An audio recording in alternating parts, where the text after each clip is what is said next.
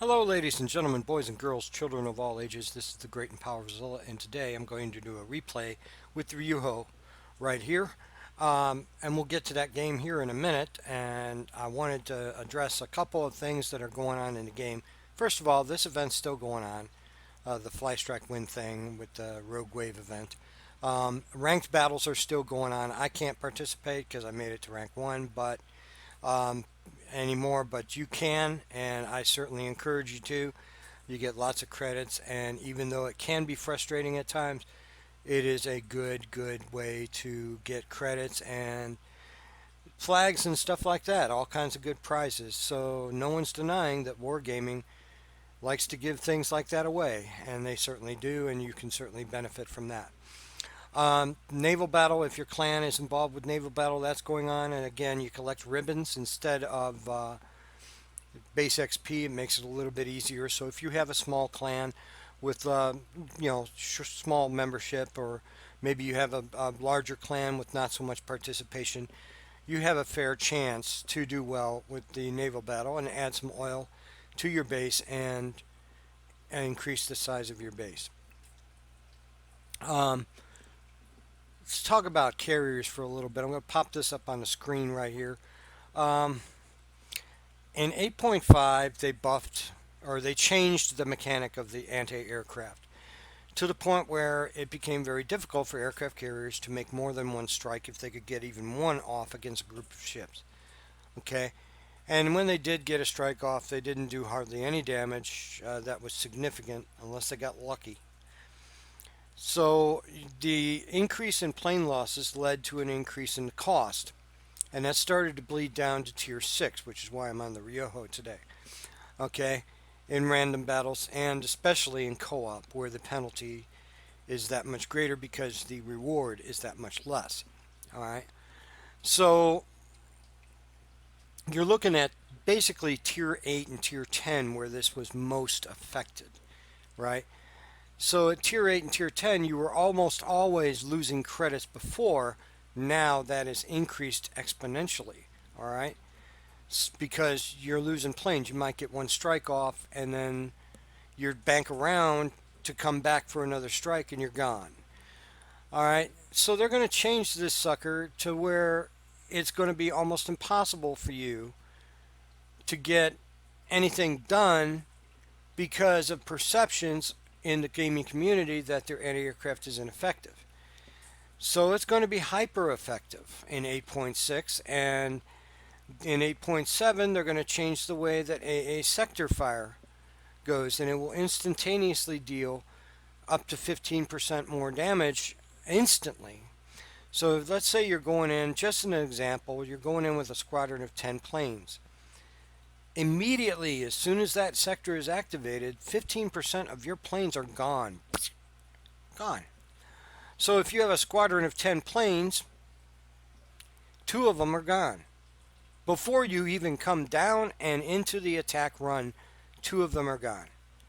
You go up against more than one ship, maybe 3, maybe 4. Who knows? Maybe the entire squadron will be gone before you can even make a strike. And people are still arguing in the forums about the carrier rework. That hasn't gone away. Even in lieu of this NTC disaster, dumpster fire that came out and the community stood together and Wargaming backed off of most of it, but they still want to keep the regrinding part. That's still there, but my point is this has not gone away. And I think it's abundantly clear that as it is right now, the carrier rework is not working. What you're looking at on your screen is a dying breed. It's disappearing. You're seeing fewer and fewer players at tier 8 and 10 playing carriers. And the reason for that is it's untenable. It's not fair. They do paltry damage. They can't really impact the battle unless they play on a Unicum level. Potatoes like me, we might do something here or there, but for the most part, on average, we're losing money every game, and we're not really impacting the battle in a way that's meaningful. Sure, you spot that destroyer for your team to shoot at, if they shoot at it. Sure, you might get a couple torpedo hits, maybe some good citadels off of a bomb run using armor-piercing bombs. But there are so many ways that they could improve this for carrier players, and I'm not talking about you other guys, just CV drivers, that would be so much better. And I was all for this rework. I was gung ho. I went into the TST. I put my feedback in. I did everything that they asked us to do through the PS1, 2, 3, all of that. And none of it made any difference. They did what they wanted to anyway. And look at what it's become.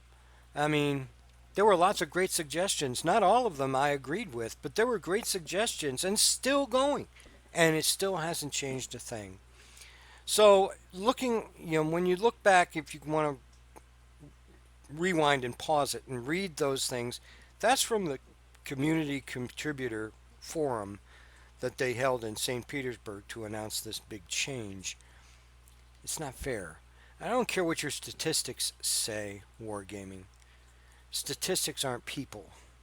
Stalin believed in statistics. Remember, he is quoted as saying, "One death is a tragedy, a million is a statistic." If you continue to do this, as far as CVs alone go, what you're looking at is the death of a class. So take your screenshots, mark down on your calendar when you last saw a CV. It's a dying breed. It's going extinct. And as of 8.7, I doubt very seriously that you're going to see very many people at all play CVs. At the beginning, you might see a few. Now, when 8.5 came out and they changed the anti-aircraft, CVs were like, what the, you know what? So they said, okay, we'll give the planes a 250 health point buff. That didn't make any difference. That was so small. It really didn't make any difference at Tier 8 and Tier 10. And as I said in an earlier video, at Tier 8, if you're up-tiered, you're going with 57 plane rating against 75 base average anti-aircraft rating to begin with, without any of these changes. And you add those changes in, you're doomed. What are you going to do? You might, once in a while, you might have a good game, but for the most part, what are you going to do? It's really not fair. And then you're penalized on top of that economically. And I was just in the forums, somebody pointed to an economic video that Wargaming did. Ask yourself two questions. Number one, why would you trust anything Wargaming says at face value? And number two, why would you trust any Wargaming employee with math? Based upon what you've experienced in this game, ask yourself those two questions and then ask yourself why I would want to watch a full video about the economics of the game and them lying to me. I've got screenshots that show 180,000 loss, 120,000 loss. And yeah, I didn't do well in those games, but I expect to lose money if we lose the game. But I don't expect to lose that much, folks. And even in a winning game, at Tier 8 and Tier 10, you're still losing credits. I digress. This is what I want to talk about. What's coming up? The third part of this, which will be available today.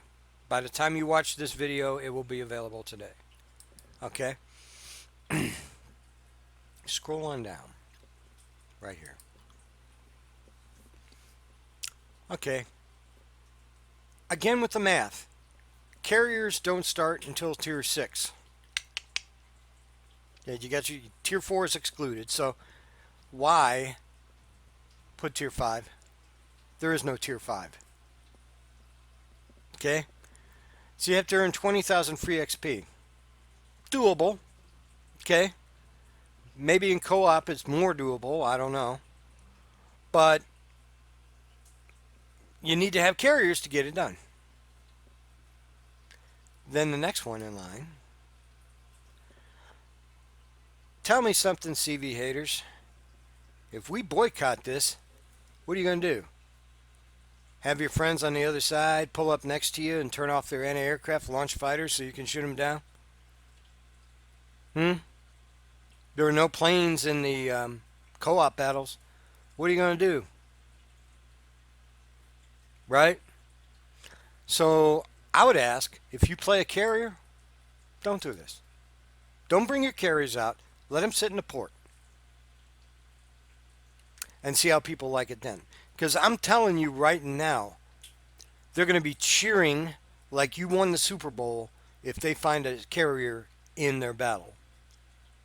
And that's this part. And they're going to be screaming bloody murder when no carriers show up. So, if you're a CV player and you are consistently doing this kind of stuff, let's hold off on this. See how that works. Yeah, there's going to be carrier players out there. I know there's not going to be full solidarity, but you could probably get this pretty easy to replace one of those. Something like this you could probably get, in the battle, the whatever it is, Savage Battle. You could probably do that. But if you hold off on these in randoms, watch the screaming. Watch the screaming, because you got to get 5 of these done. Okay? So, 1, 2, 3, 4, 5, 4, 5. Without these 2, this is not possible in randoms or co-op. So again, I would ask our CV drivers that are watching, don't pull your CV out. Let him sit in the port or go in a co-op. But don't do it in random battles and let these guys sit there and rot. The ones that constantly complain about CVs being in battle, and now they need them to be in battle. And watch what happens. Anyway, we've been having fun. I have to give a hat tip and a shout out to every single clan that participated in the clan brawl last night. That was fantastic. We had great fun, won lots of great prizes. Hey, more of this, Wargaming. More of this, please. That was great. So hat tip and shout out to you guys for going out on clan brawl and knocking heads. That was great. That was great fun. I enjoyed that. Had a lot of fun with that. Even though carriers were excluded at the last minute, because there's no bias in this game. So, still having fun this weekend. What I'm going to do is I'm going to pull the Ryujo out. We're going to take a look at her in this little random battle and see how she does economically at the end. And until, you get into battle, I'll talk to you then. All right? Bye, guys. All right, we get ourselves into a random battle with the Ryujo. Queue was about 2 minutes and 38 seconds. So that took a little bit. So, pardon me. Again, my standard behavior on a carrier battle is to run and hide behind an island and then put fighter planes up and scout for my team.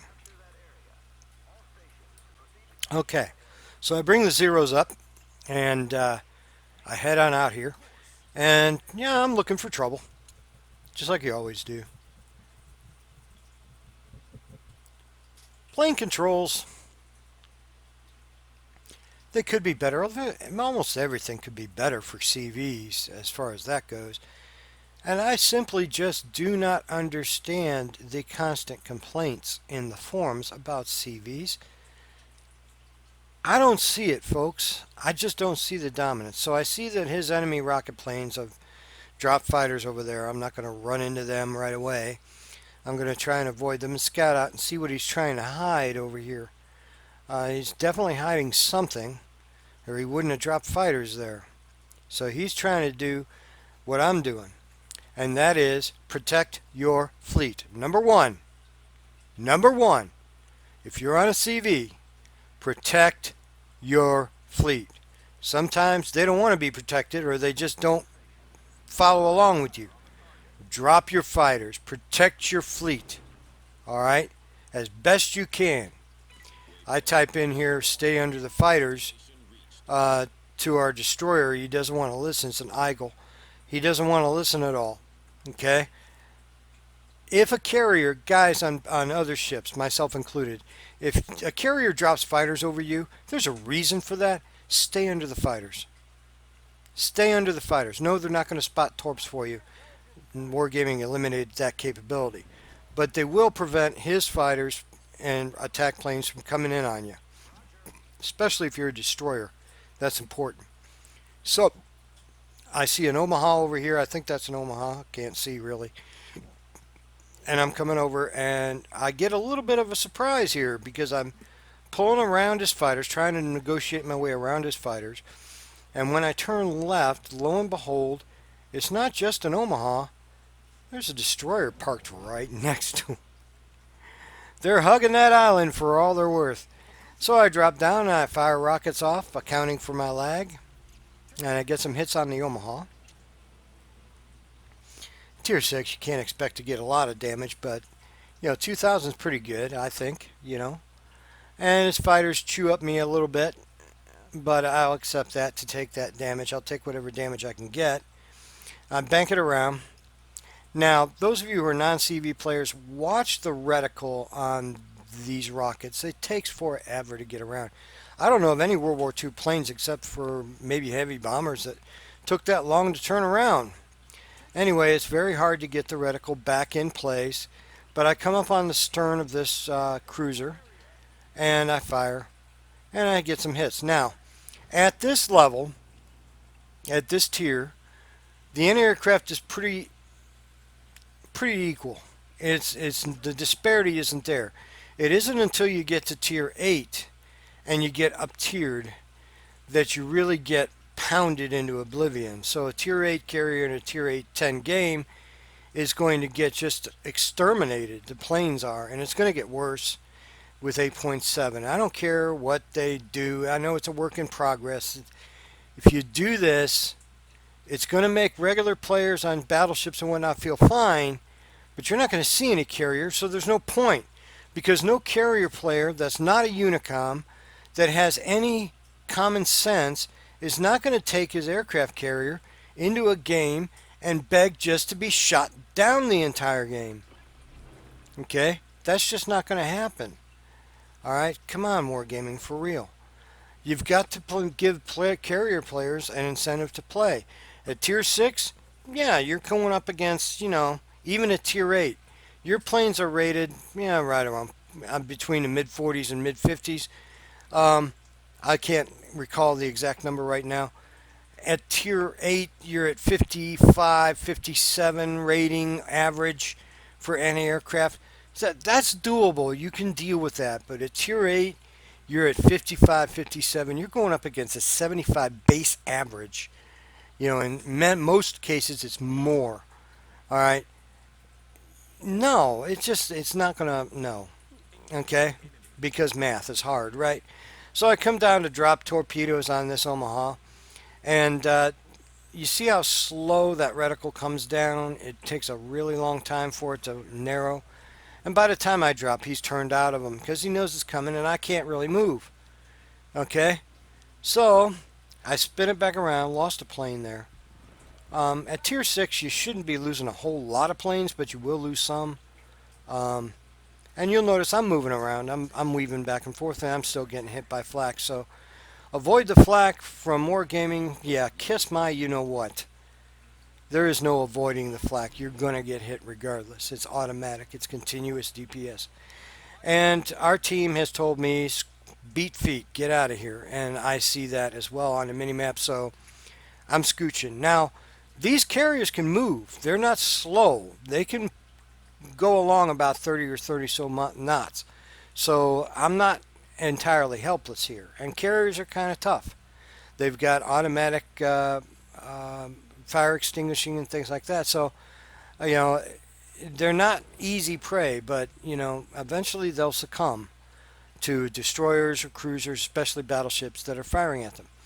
The thing to keep in mind is if you're playing against a carrier and you've got one in your sights, if it's British or Japanese, use armor piercing because they have armored decks.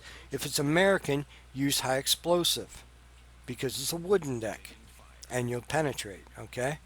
So I drop there. They fall a little bit behind because Wargaming has nerfed bombs to the point where they float down instead of fall down. So you're telling me that, let's say, for example, a German Ju-87 Junkers Stuka-Geschwader comes into a power dive, slams the bomb down onto the ship, and after it releases the bomb, it slowly floats to the ship. Really? You change the law of physics just to please a few grousers? This makes you kind of disgusted. Even though I'm having fun this weekend, I'm not having exactly that much fun in carriers. I'm, I'm showing you these things because I want you to see what your average potato like me goes through in a game. All right? I'm not God's gift to carriers, but I understand the mechanics. I've been playing carriers for a long time since RTS days. All right? I've been through all this. I've said that before. I understand what we go through. All right? I just want you to see this is your average player. This is not cherry picked. This was a game I did. I just recorded it. Win, lose, draw, good, bad, indifferent. And I'm showing it to you. And this is your typical game. I'm not cherry picking this stuff like a lot of the guys on YouTube do. I want to show you this 300,000 damage game. No, that's not me. I want to show you what you are probably going to experience in a game. So anyway, I come around, I drop torpedoes on the battleship, and I hit the F key because there's only one left and he's on fire, and hopefully I can salvage that plane. In the meantime, if you look at my carrier on the mini-map, it's moving along at a pretty good clip, and it's going to escape these ships, by the way. Spoiler alert. But our team is melting. I have contributed to the team. 5,000 is not a lot, but it's a lot better than zero, right? So I'm going to come over here and I'm going to look for battleships to drop bombs on because the Japanese dive bombers have armor-piercing bombs. And if I'm able to get a hit, I might get a citadel. And if I can get a citadel, that's a lot of damage and that will help our team. All right? So I'm coming around. I think that's Piotr. And I'm going to drop down on the Piotr here. And you can see the reticle there. And the bombs float down. So they don't hit in the bow. They hit in the stern. And I actually get a citadel or something out of there. Okay. So that's a good chunk of damage. Remember I had 5,000. Now I have 11,000. So 6,000 damage out of one bomb. That was only one hit. Okay. And the citadel. So bombers can do a lot of damage. But they don't survive very well. Even at tier 6. They get beat up by anti-aircraft. And the fact that the enemy team is kind of conglomerated here. They're kind of pushing together as one. Players aren't stupid. They figure that stuff out right quick and in a hurry when there's a CV in the game. And they tend to blob up. Okay? So I'm coming back around for another approach on this guy. But I only got one plane. He's probably not going to make it all the way through. Going into my approach, I drop the bomb. Do I get a hit? No, it floats behind him. So that's pretty much all I get to do in the game, guys. I bring out torpedo bombers again and whatnot. And if you can see my plane tallies on the bottom, I'm starting to kind of get deplaned a little bit, because your turnaround is about a minute. So you get your planes back, you launch more planes. I also don't understand this complaint about continuous planes. I haven't seen that. Have you? I mean, you make your run. In some cases, you get lucky. You make 2 or 3 runs. Some of my friends come into TeamSpeak at this point in the game. And you make your drops, and then you hit the F key, and the planes go back. You launch more planes. It takes you a minute to get back out there. It's not like, the planes are always there, so I don't get that. So I drop these torps, and the battleship anticipates this, and it's easy for him to split those two because torpedoes will go at a certain distance apart, even if you're perfect, and if you're not, they go in a V, and they spread wider. So it's easy to avoid a bow-on torpedo strike. And I come in. I think that's the Omaha. He managed to survive all game long.